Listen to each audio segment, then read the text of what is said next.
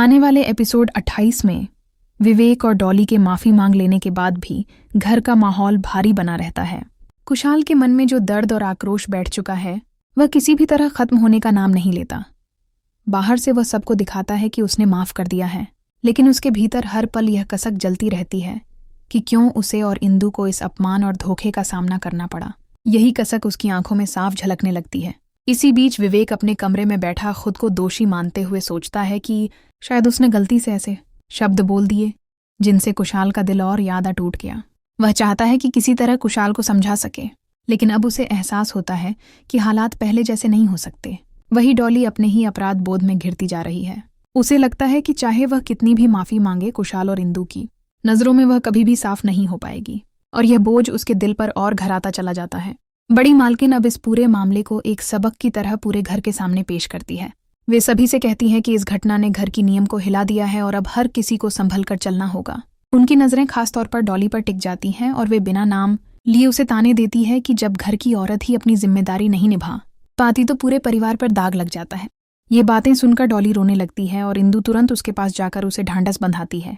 वहीं इंदु का दिल इस बात से टूट रहा होता है कि घर की औरतें ही औरत पर ताने कस रही हैं। वह सबके सामने कह देती है कि अगर हम पुराने जख्मों को कुरेदते रहेंगे तो कभी भी घर का माहौल शांत नहीं हो पाएगा। इंसान से गलती होती है और माफी ही सबसे बड़ा इलाज है। इंदु की यह बातें सुनकर कुछ लोग सहमत हो जाते हैं, लेकिन कुशाल का दिल और ज्यादा उदास हो जाता है। उसकी आंखों में आंसू भर आते हैं और वह चुपचाप वहां से उठकर अपने कमरे की ओर चला जाता है।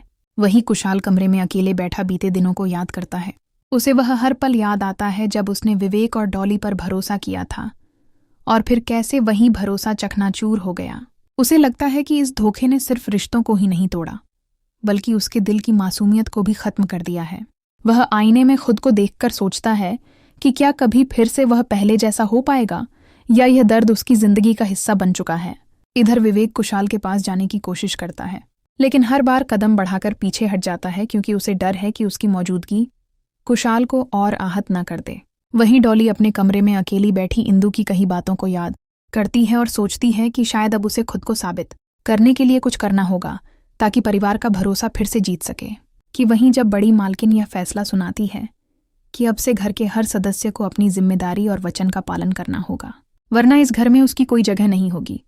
यह सुनकर सभी लोग चुप हो जाते हैं, लेकिन कुशाल के चेहरे पर दर्द और आंसुओं का साया और गहरा हो जाता है और साफ दिखता है कि यह तूफान अभी थमा नहीं है, बल्कि आने वाले वक्त में रिश्तों की डोर को और ज्यादा कसौटी पर कसा जाएगा।